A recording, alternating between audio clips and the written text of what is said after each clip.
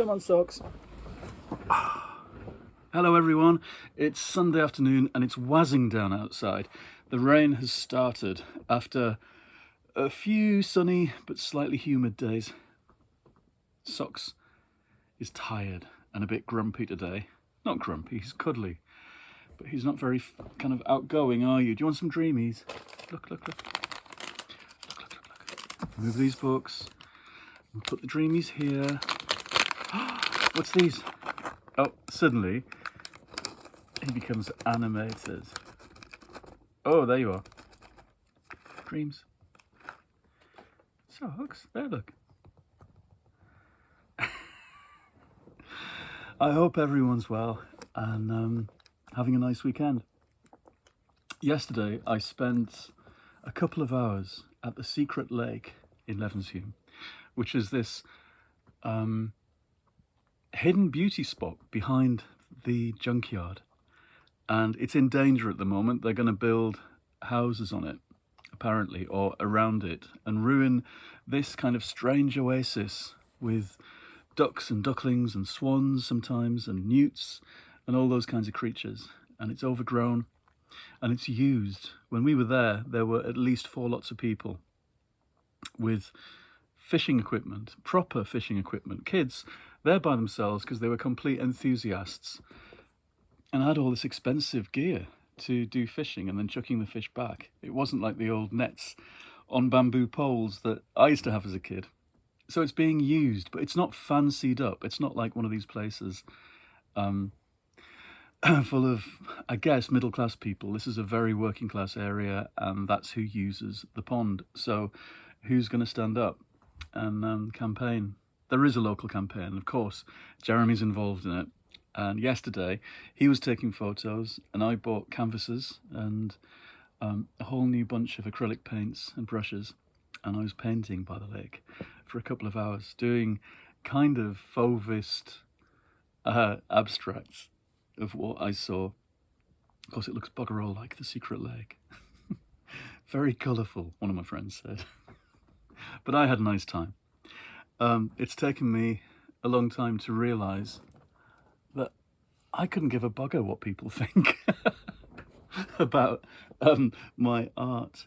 It's a nice position to be in. I couldn't care less. And I think maybe that's the result of being a writer in the quite tough world of writing, where nobody particularly cares. And you just get on with your own thing and try and flog it. And maybe that's toughened me up quite a lot. I do know that when people really want to do artistic stuff, they are put off by the fear of what other people think. And all of the books about this stuff, and I've written these things myself, spend their first chapters giving people permission, making people brave. And that's so important because, and I keep saying this, people get educated out of doing the things they really want to do. It's a terrible failing in education as we have it. Even more so now, I think. Anyway, reading. What have I been reading? I've had a bit more time to read. Last week was insane, though, in terms of writing and drafting things. I might have said earlier, maybe I didn't. Maybe that was to my journal. I can't differentiate what I've said to you on here and what I write in my daily journal. That's interesting. I finished final deliverable drafts, both drafts 4, I think, for 2 different projects last week, and they went off to their relevant editors and casting agents and whatever they have to go to the next stage out of my hands, in other words. 2 projects that have taken all year to do, from my point of view. So September began with a good week of final drafts. I came back from the convention in Derby, and straight down to work, editing in fine detail and adding final new scenes and finishing these things off. Actually, in both cases, there were new scenes added right at the last minute in a flurry of inventiveness. So off they went. And then I returned to work on something that had just received its editorial notes in the middle of last week. And I've sat down to that. That's a Doctor Who thing that I can't talk about yet. So that was a lot of fine work as well. And every day I wrote a bit of my ongoing book that I'm working on, which I'm not sure if I've said on here, is going to be a memoir, another one. But this one is about my life as a writer of Doctor Who stories. It's going to be called Happy Times and Places. And the idea is that I tell the story of me becoming someone who writes Doctor Who tie-in fiction and has always written Doctor Who stories since I was a kid. And so the book begins in childhood with the first time I saw Doctor Who on the telly with my family in 1975, and goes through year by year this story of somebody who writes Doctor Who stories in different forms. There's lots of anecdotes and funny bits, but also about, it's not just the kind of funny anecdotes, it's about the creative process, the frustrations and the triumphs of that, and the idea of doing things in public, doing real Doctor Who in public, which I'm still kind of staggered at doing, being able to do. So that's what I've been on with, and every day I chip away at a bit more of that, and I've got a few more chapters to go, but it's almost done. So watch this space. Reading. Last week it took me almost a week, I think. I took it away with me to Derby and didn't read much, but I've been reading The Maid by Nita Prose, which is a fairly recent, I would describe it as a cosy mystery, actually. A bit of psychology, not much action. It describes, somebody says on the front, the New York Times says that it's a rip-roaring mystery. No, it's not. There's not even a chase. There's not much danger. It really is sitting in restaurants or in police interview rooms or in this hotel having conversations. It's not rip-roaring in the slightest. And even the murder itself at the heart of it is quite tame, quite kind of muffled, I suppose, in the telling. And it's quite a genteel book. It's about, I guess the maid herself is on the autistic spectrum. That's the point, though the word is never used. And so she perceives the world in a particular way, which means she's attentive to some fine details and doesn't get the implications of lots of other things that other people would. She's surrounded by conveniently horrible characters on one side and conveniently nice characters, and then some misunderstood ones in the middle. So you kind of know where you are with it all. And I guess that's why people have taken it to their hearts, which they seem to have done, I think. I think it's been very successful. There's, I think, 3 sequels. I liked it well enough, and at one point really kind of was quite enjoying it. I thought the last 100 pages, here I am again complaining about the length of books, I thought we dragged it out. I thought there was a bit of toing and froing as they got to the conclusion that didn't do much, and there was no real bursting climax and danger or any sense of our heroine being imperiled, really. So I thought that was a bit of a damp squib in some ways. But I enjoyed it, and I'll probably read some more. The kind of book I would wait to turn up in charity shops, the next one, and buy for £1 at some point. I wouldn't be hanging on to get the next in the series. But maybe that's what series always were. They were things that people took out of the library when the next one turned up. Cosy Mysteries was something that appeared annually. And maybe she's that kind of writer. That's why I'd call it cosy, I think, because you didn't feel imperiled by it. It wasn't changing your notions of the world. But interestingly, at the heart of it's a very nice relationship between the grandmother in her pristine flat and the maid who's her granddaughter, and the mother's missing. The mother has died. She was a drug addict, and she's off the scene. grandmother's died at the beginning of this book, but we get lots of flashbacks and a good sense of her, a grandmother bringing up a granddaughter, which leads to this, to Equal Rights by Terry Pratchett. I've just realised, a third of the way through this, I began it after midnight last night, after we got in from dinner at Friends, that's what these have got in common. There's this warm, familial relationship between the grandmother and the slightly strange, out-of-place granddaughter. In this case, it's a girl who's marked out to be not a witch, but a wizard. And the grandmother is finding out how to deal with that, the grandmother who's a witch. It's a kind of, I suppose, it's a Discworld book, isn't it? It's the third one. It's a kind of retelling in some ways of the Sword in the Stone or Box of Delights. Those kinds of stories where the male wizard teaches the young chosen one how to fulfill his destiny. And this takes a kind of feminist slant on the same material. Now, this came out in 1987. I didn't read it at the time. When I bought this the other day, because it's one of the ones missing from the pile of corgi Pratchett's with these wonderful covers from the 80s and 90s that I just loved. And I bought a couple more in Oxfam in Cheadle on Friday. And the bloke behind the counter, I guess, was more or less my age. And he was saying, this is my favourite author ever.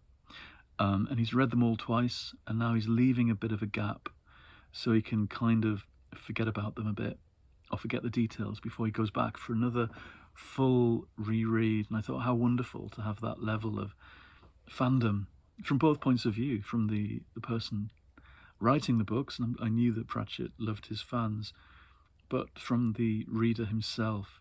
How lovely to have that always there for you, that series. And I had to say that I'd liked the first couple as a teen, and I know I read Mort when I was at university, because I had a friend who lent it to me when I was staying with him, so I guess that was 89. But I stopped at that point, and through the 90s had this strange relationship with the whole series where I longed to like them and didn't. It's very odd. I've said it before about being a kind of a literary reader and writer in the 90s and eschewing the things that I'd loved. I'd stopped reading the Virgin New Adventures Doctor Who books in the 90s as well for much the same reason, only briefly for about 2 years. But I did have this idea when I went to university, and then when I became a novelist at the beginning, that I was going to try and concentrate on catching up with the canon and reading literary fiction as it came out, and reading challenging stuff. But I do think, had I read Equal Rights in 1987 when I was still doing my A-levels and hating some of the subjects I was doing and loving English lit and loving painting and falling in love with reading in such a huge way, I wish I'd managed to read Equal Rights in the middle of that. It's so odd that I'd spent the early part of my teens reading everything that, in particular, Corgi published, and McCaffrey and Star Trek and all that stuff, but missed out on this particular one. And because it's such a nurturing and sweet book, at least the first third, and more kind of welcoming in some ways than The Colour of Magic, I think it's just maybe it's more conventional in a storytelling sense, that it's fairy tale-ish, with a voice that kind of warms up and welcomes you to this world. It isn't spikily trying to impress you with his cleverness, which was always the sense I had of Pratchett. This is a bit different to that. Anyway, all of that is to say that I'm enjoying this read of it anyway at the age of 56. I wish I'd read it at 17. I do remember Pratchett being with us at UEA and doing a big reading. I've said this before, and we took him up for dinner, and he did accuse of us. He supposed that we were all literary snobs, even though we'd invited him and made a big fuss of him. And in some ways he was right. I'd not returned to his books because I was reading other stuff. Anyway, there's always time to catch up, I tell myself. So that's something that's leapt off the shelf in Oxfam and overtaken my suggested books by the book bag this month. I'll just have to get down to those when this is finished. I don't know what's next, but I'm looking forward to it. I'm really enjoying reading at the moment, although my eyes hurt because the print in this is so tiny. I had no idea how tiny it was when I was a teenager reading corgi books. So my eyes are spinning slightly from sitting up late at night. But what a joyful thing to do that is, to read late at night. One more chapter. No business of just one more chapter. Right, I'm going to go. I will be back with you in a couple of days. This week sees the publication of my, I think it's Thursday, my new Doctor Who, which is here from Puffin Books. Doctor Who Dracula comes out on Thursday, the latest in this series of Doctor Who Puffin classics. And the audios of all of them come out at the same time, I believe, as well.